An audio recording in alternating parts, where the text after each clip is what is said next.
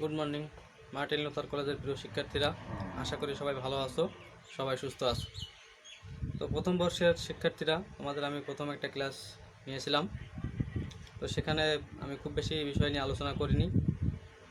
তো আমি তোমাদের কাছ থেকে আশা করতে পারি যে তোমরা নিশ্চয়ই বিষয়টা খুব ভালো করে দেখেছো এবং বিষয়ে যে আমি যে বিষয়গুলো নিয়ে আলোচনা করেছিলাম সেগুলো খুব সুন্দর করে মুখস্থ করেছো। আর আমি তোমাদের বারবারই একটা কথা বলবো, যে বিষয়গুলো নিয়ে আমি আলোচনা করব সেগুলোর অবশ্যই তোমরা নোট তৈরি করবে।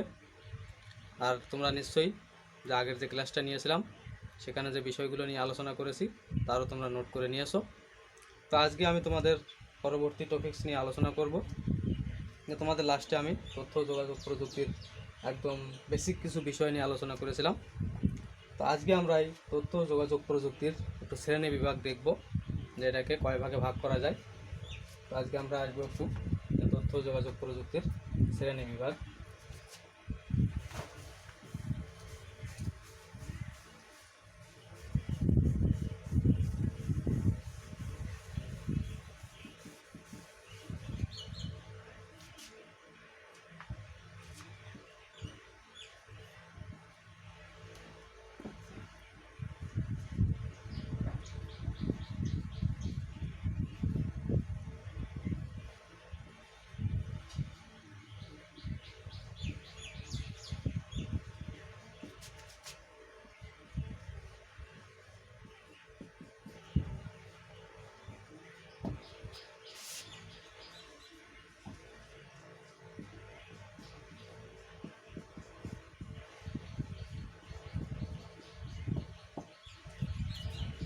তথ্য যোগাযোগ শ্রেণী বিভাগে আমাদের প্রথমে আছে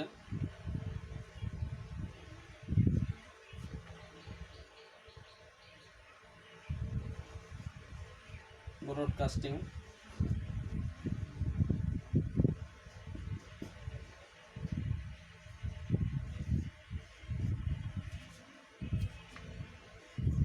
তারপর আছে টেলিকমিউনিকেশন।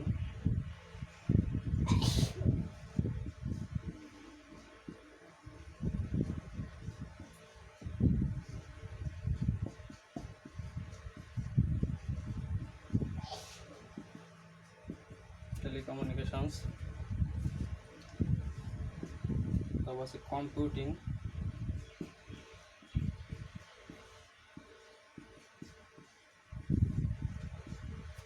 ও ইনফরমেশন সিস্টেম।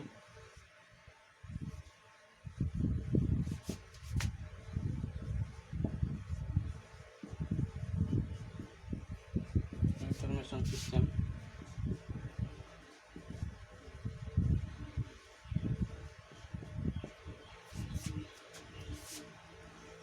এরপর আছে ইন্টারনেট।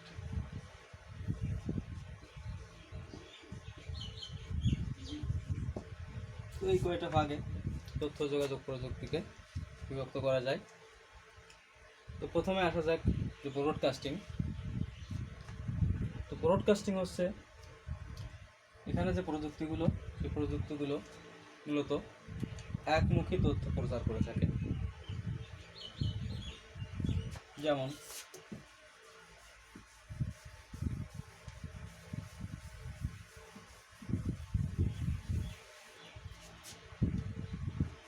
রেডিও এবং টেলিভিশন। রেডিও, যদি টেলিভিশনের কথা আমরা বিবেচনা করি, টেলিভিশন এটা হচ্ছে একমুখী প্রক্রিয়া। বিষয়টা একমুখী কীরকম? যেমন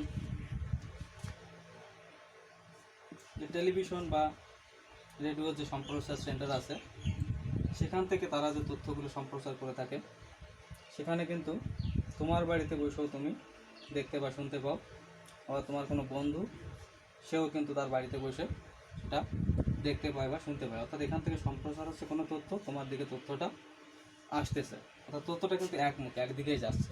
এখান থেকে কোনো কিছু সম্প্রচার করা হচ্ছে, তোমার বাসায় বসে তুমি দেখতে বা শুনতে পাচ্ছ। এই কারণে হচ্ছে ব্রডকাস্টিং হচ্ছে একটি একমুখী প্রক্রিয়া। এবং এর মধ্যে যে ডিভাইসগুলো আছে সেগুলো হচ্ছে ব্রডকাস্টিংয়ের আওতাধীন। তাহলে বিষয়টা নিশ্চয়ই তোমরা বুঝতে পেরেছো যে ব্রডকাস্টিং হচ্ছে যে একটা একমুখী প্রক্রিয়া বা এর সাথে সম্পর্কিত যত প্রযুক্তি আছে সবই হচ্ছে ব্রডকাস্টিংয়ের আওতাধীন।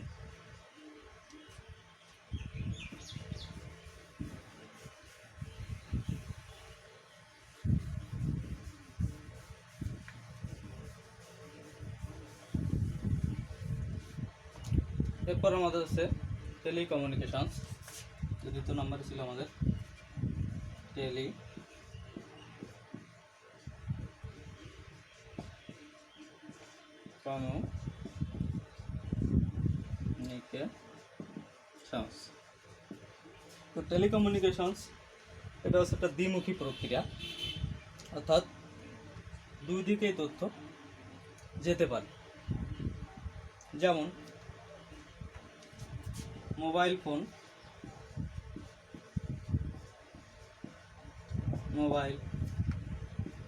টেলিফোন,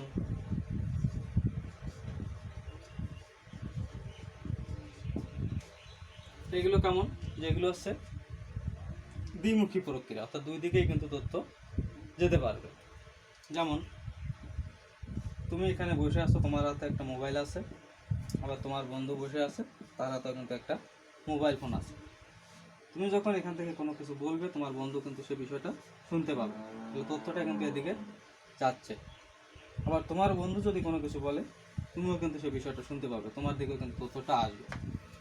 এই কারণে হচ্ছে এটা দ্বিমুখী প্রক্রিয়া, অর্থাৎ তথ্য কিন্তু দুই দিকেই যেতে পারতেছে। আর এর ভিতরে যে প্রযুক্তিগুলো আছে সেগুলো হচ্ছে টেলিকমিউনিকেশনের আওতাধীন। অর্থাৎ মূল বিষয় হচ্ছে এখানে যে তথ্যটা দ্বিমুখী, দুই দিকেই যেতে পারবে। এরপর আসা যায় কম্পিউটিং ও ইনফরমেশন সিস্টেম, কিন্তু আমাদের ছিল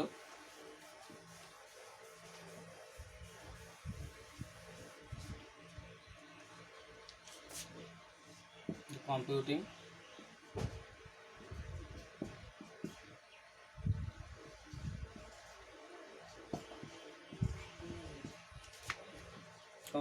ও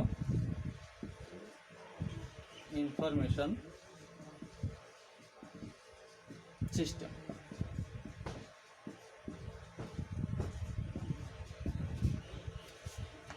কম্পিউটিং ইনফরমেশন সিস্টেম যে ইলেকট্রনিক যে ডেটা প্রসেসিং আছে, অর্থাৎ আমরা এই যে আর্টিফিশিয়াল ইন্টেলিজেন্স বা কৃত্রিম বুদ্ধিমত্তা,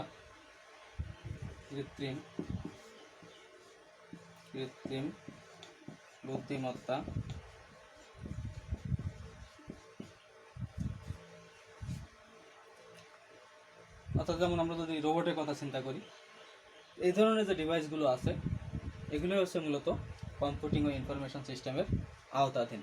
অর্থাৎ এখানে আর্টিফিশিয়াল ইন্টেলিজেন্স বা কৃত্রিম বুদ্ধিমত্তা সম্পর্কিত যে যন্ত্রগুলো বা যে তথ্য যোগাযোগ প্রযুক্তি আছে সেগুলো হচ্ছে মূলত কম্পিউটিং ও ইনফরমেশন সিস্টেমের আওতাধীন।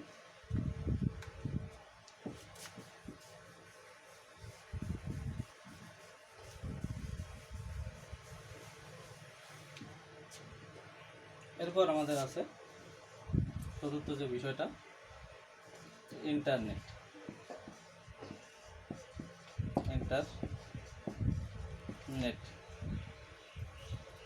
তো ইন্টারনেট হচ্ছে যে পৃথিবী বিস্তৃত যত ছোট বড় নেটওয়ার্ক আছে তার একত্রেই বলা হচ্ছে সেটা হচ্ছে ইন্টারনেট। অর্থাৎ যত নেটওয়ার্ক আছে সব নেটওয়ার্কগুলোকে একত্রে যখন করা হচ্ছে সেটাই হচ্ছে মূলত ইন্টারনেট। তো ইন্টারনেট সম্পর্কে যখন আমরা আলোচনা করব তখন আমাদের কিছু বিষয় জানতে হবে। এমসিকিউতে অনেক সময় আসে যে ইন্টারনেট কত সালে আবিষ্কৃত হয় বা ইন্টারনেটের জনককে। তো ইন্টারনেটের জনক হচ্ছে মিল্টন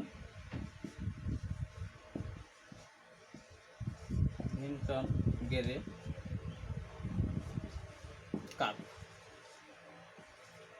মিল্টন গেরে কার্প হচ্ছে ইন্টারনেটের জনক এবং ইন্টারনেট আবিষ্কৃত হয় 1969 সালে।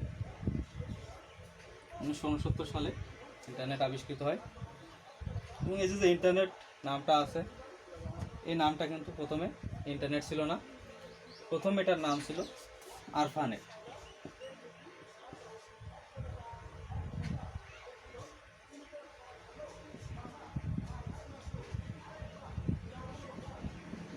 তো ইন্টারনেট প্রথমে আরফানেট নামে পরিচিত ছিল এবং যুক্তরাষ্ট্রের প্রতিরক্ষা বিভাগে প্রথমে এই আরফানেট দিয়েই তথ্যের আদান প্রদান করা হতো। অর্থাৎ প্রথমে ইন্টারনেট নামটা ছিল না, ছিল আরফানেট। তো 1900 সালগুলো একটু লিখে দিচ্ছি এমসিকিউতে তোমাদের আসে প্রায়। 1982 সালে টিসিপি এবং আইপি আবিষ্কৃত হয়। টিসিপি এবং আইপি এটা আবিষ্কারের ফলে যে আরফানেট নামটা আছে, এই আরফানেট নামটা ধীরে ধীরে ইন্টারনেট হিসাবে পরিচিতি লাভ করতে থাকে। তো টিসিপি এবং আইপি হচ্ছে এর পূর্ণরূপটা আমি লিখে দিচ্ছি, 1 মার্কের জন্য তোমাদের আসতে পারে। টিসিপি হচ্ছে ট্রান্সমিশন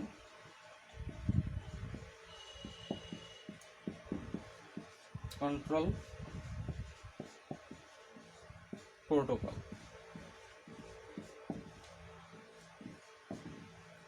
আর আইপি মানে হচ্ছে ইন্টারনেট প্রোটোকল। Internet protocol.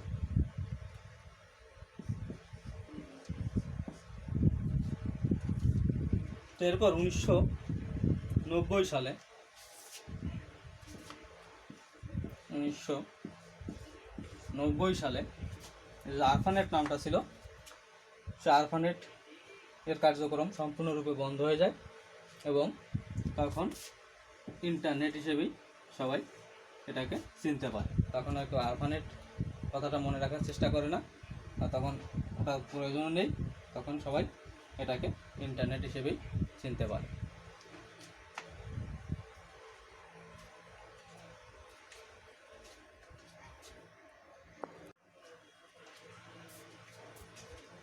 তো তথ্য যোগাযোগ প্রযুক্তির কথা যখন আসে, তখন আমাদের চোখের সামনে কম্পিউটারের ছবি কিন্তু ভেসে ওঠে।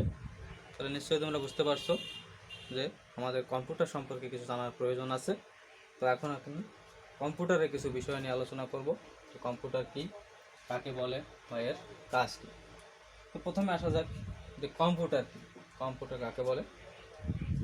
তো কম্পিউটার হচ্ছে একটা ইলেকট্রনিক যন্ত্র যা ডেটা গ্রহণ করতে পারে, ডেটাকে প্রক্রিয়াকরণ করতে পারে এবং তার থেকে ফলাফল বের করতে পারে এবং ভবিষ্যতে ব্যবহার করার জন্য সেই ফলাফল সংরক্ষণ করে রাখতে পারে। তো আমরা একটু কম্পিউটারের কম্পোনেন্টস দেখব, অর্থাৎ কম্পিউটারের যে বিভিন্ন উপাদান আছে সেই উপাদানগুলো আমরা একটু দেখব, বা বিভিন্ন যে অংশগুলো আছে কম্পিউটারের সেগুলো আমরা একটু দেখব। তো আমি প্রথমে একটা ডায়াগ্রাম এঁকে দিচ্ছি যে একটা গঠন, কম্পিউটারের বিভিন্ন ইউনিট আছে সেগুলো কিভাবে থাকে। যে প্রথমে আমরা জানি যে তার একটা ইনপুট ইউনিট আছে, ইনপুট ইউনিট। আমরা জানি কম্পিউটারের একটা ইনপুট ইউনিট আছে, সেগুলো নিয়ে আমরা আলোচনা করব। আর আমি তার ডায়াগ্রামটা এঁকে দিচ্ছি। তারপর আমরা একটা সিপিইউ নাম শুনেছি আমরা হয়তো অনেকেই, কম্পিউটারের একটা সিপিইউ আছে। এরপর তার আছে এএলইউ, তারপর আছে সিইউ, তারপর আছে তার মেমোরি।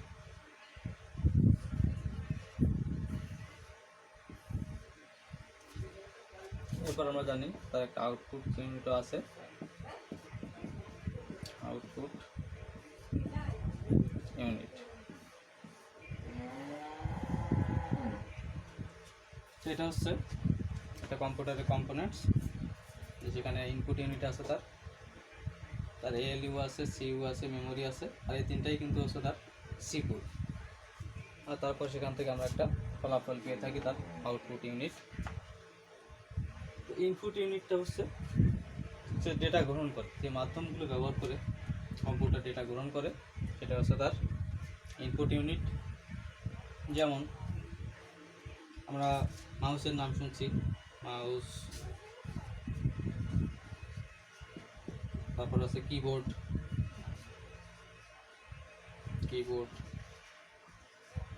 এই ধরনের যে ডিভাইসগুলো আছে এগুলো হচ্ছে তার ইনপুট ইউনিট, অর্থাৎ ডেটা গ্রহণ করে। যে ডিভাইসগুলো ব্যবহার করে কম্পিউটার ডেটা গ্রহণ করে সেটা হচ্ছে তার ইনপুট ইউনিট। তারপরে সিপিইউ হচ্ছে কি তার মূল অংশ, আর যে সিপিইউ হচ্ছে সেন্ট্রাল প্রসেসিং ইউনিট। আমি লিখে দিচ্ছি একটু, সেন্ট্রাল প্রসেসিং ইউনিট, অর্থাৎ তার যে মূল কার্যক্রম এটা কিন্তু তার সিপিইউর মধ্যে, অর্থাৎ এই যে সিপিইউর ভিতরে কিন্তু এই সবগুলি আছে, যে সেন্ট্রাল প্রসেসিং ইউনিট, এগুলোই কিন্তু তার মূল কার্যক্রম, এখানে কিন্তু সেটা সব কাজ করে থাকে। তো সেখানে আবার তিনটা অংশ আছে, যে তার এএলইউ, এটা হচ্ছে arithmetic and logic unit. ALU হচ্ছে অ্যারিথমেটিক অ্যান্ড লজিক ইউনিট, অর্থাৎ কম্পিউটারে যত গাণিতিক এবং যুক্তিমূলক কাজ আছে সেগুলো কিন্তু এই এএলইউ করে থাকে, অ্যারিথমেটিক অ্যান্ড লজিক ইউনিট করে থাকে। এরপর হচ্ছে তার সিইউ হচ্ছে কন্ট্রোল ইউনিট। সিইউটি হচ্ছে কন্ট্রোল ইউনিট, অর্থাৎ যত প্রকার নির্দেশ দিয়ে থাকে কম্পিউটার, সব নির্দেশের কাজ এসব কিন্তু এই কন্ট্রোল ইউনিট করে থাকে, অর্থাৎ নির্দেশমূলক কাজ এই কন্ট্রোল ইউনিট সম্পন্ন করে থাকে। এরপরে মেমোরিতে আমি একটু পরে আসতেছি, মেমোরি সম্পর্কে আমাদের অনেক কিছু আলোচনা করতে হবে। এরপরে আসে একটু আউটপুট ইউনিট। আউটপুট ইউনিটটা হচ্ছে কম্পিউটারের যে অংশটা ফলাফল তৈরি করে থাকে, তা যেখান থেকে আমরা ফলাফলটা পেয়ে থাকি সেটাই হচ্ছে কম্পিউটারের আউটপুট ইউনিট। যেমন মনিটর, কম্পিউটারের যে ডিসপ্লে আছে, যে মনিটর আছে, এই মনিটর হচ্ছে কিন্তু একটা আউটপুট ইউনিট। বা অন্যান্য ডিভাইসের ক্ষেত্রে যদি আমরা চিন্তা করি, যে ক্যামেরা আছে, ক্যামেরারও কি আছে, তারও ডিসপ্লে আছে, তারও একটা স্ক্রিন আছে, ওটাও তার আউটপুট ইউনিট। তারপর আমরা যে স্পিকারগুলো ব্যবহার করি সাউন্ডের জন্য, ওই স্পিকারটাও কিন্তু তার আউটপুট ইউনিট।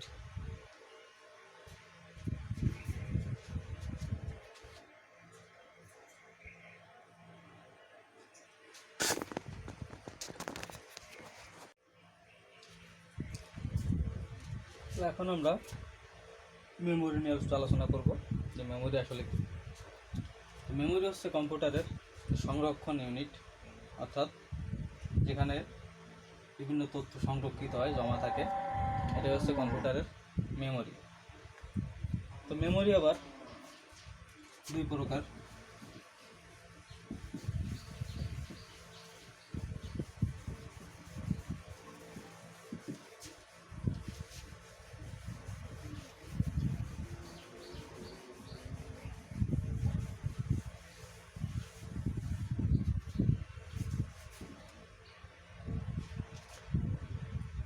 এক নম্বর আছে প্রাইমারি মেমোরি,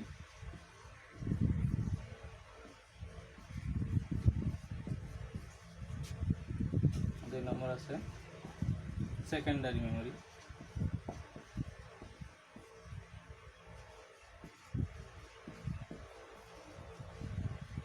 প্রাইমারি মেমোরিটা হচ্ছে যে মেমোরি তথ্য সাময়িকভাবে জমা রাখে, সেটা হচ্ছে প্রাইমারি মেমোরি। যেমন যে কম্পিউটারের র্যামের নাম আমরা সবাই শুনেছি, যে র্যাম, যে কম্পিউটারের একটা মেমোরি আছে, তার নাম হচ্ছে র্যাম। তো র্যামটা কী করে, তথ্যটা সাময়িকভাবে জমা রাখে, অর্থাৎ আমরা যে তথ্যগুলো আমাদের হার্ড ডিস্কে কোনো তথ্য যদি থাকে বা মেমোরি কার্ডে, যখন আমরা কম্পিউটার বা মোবাইল ফোনে যখন কাজ করি, সেই কাজগুলো কিন্তু এই র্যামে এসে জমা হয়, সে র্যাম থেকে কিন্তু কাজগুলো করা হয়। যখন আমাদের কাজ শেষ হয়ে যায়, যখন আমরা সেটাকে সেভ করে দিই, তখন কিন্তু কম্পিউটারের যে সেকেন্ডারি মেমোরি আছে সেখানে কিন্তু তথ্যগুলো চলে যায়। তো র্যামটা হচ্ছে পূর্ণরূপ হচ্ছে র্যান্ডম অ্যাক্সেস মেমোরি, অর্থাৎ র্যামটা কী করতেছে, সাময়িকভাবে তথ্যটা জমা রাখতেছে। তো র্যামটাকে ভোলাটাইলও বলে থাকে। ভোলাটাইল হচ্ছে যদি আমরা কোনো কাজ করতে থাকি, কম্পিউটার বা মোবাইল ফোন, তো ডিভাইসটা যদি অফ হয়ে যায়, ডিভাইসটা যদি বন্ধ হয়ে যায় কোনো কারণে, কম্পিউটারটা যদি বন্ধ হয়ে যায়, তাহলে আমরা সেখানে যে কাজগুলো করব সেই কাজগুলো যদি সংরক্ষণ না করি, তাহলে ওই কাজগুলো আর খুঁজে পাওয়া যাবে না, ওই কাজগুলো কিন্তু ডিলিট হয়ে যাবে। তো এই জন্য র্যামটাকে বলা হয় ভোলাটাইল মেমোরিও বলা হয়। অর্থাৎ সংযোগ, যদি বিদ্যুৎ সংযোগ বা কোনো কারণে ডিভাইসটা অফ হয়ে যায়, তাহলে সেখানে আর কোনো তথ্য থাকবে না। এরপর আমাদের আছে সেকেন্ডারি মেমোরি। তো সেকেন্ডারি মেমোরি নিশ্চয়ই আমরা বুঝতে পারতেছি, যেখানে তথ্যগুলো সংরক্ষিত থাকবে সাময়িকভাবে না, অর্থাৎ তত সময় আমি ডিলিট করব না তথ্যগুলো, তত সময় কিন্তু আমার এই সেকেন্ডারি মেমোরিতে তথ্যগুলো সংরক্ষিত থাকবে। অর্থাৎ যে মেমোরি ডেটাগুলোকে পার্মানেন্টলি সংরক্ষণ করে রাখে সেটা হচ্ছে সেকেন্ডারি মেমোরি। যেমন এইচডিডি, অর্থাৎ হার্ড ডিস্ক ড্রাইভ। অর্থাৎ আমরা কম্পিউটারে যে হার্ড ডিস্ক ব্যবহার করি, সেই হার্ড ডিস্কটা হচ্ছে কিন্তু সেকেন্ডারি মেমোরি। এখানে তথ্যগুলো কিন্তু যত সময় আমরা ডিলিট না করব তত সময় পর্যন্ত সংরক্ষিত থাকবে। অর্থাৎ এখানে স্থায়ীভাবে কিন্তু তথ্য সংরক্ষিত থাকে। এরপর আসা যাক, কম্পিউটারে কিছু কাজ আছে, সেই কাজগুলো নিয়ে আমরা একটু আলোচনা করি। কম্পিউটারের কাজ,